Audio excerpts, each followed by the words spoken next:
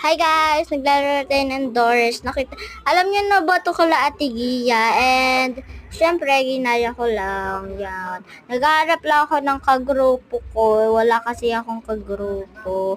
Ay, may napindot. Wait lang. I-kiss ko lang to guys. Teka lang. Mag-intay kayo. Yan na. Yun na, may lumabas sa amin, welcome. Okay, saan kaya kami mapupunta? Ayun, ayaw makisali, damot. Yan na, nag-loading na guys. Okay, hintayin lang natin para makisport or sport tayo dito. Yan na, hintayin muna natin.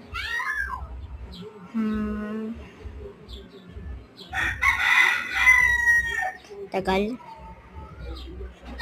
Yan na yata. Tagal niya guys.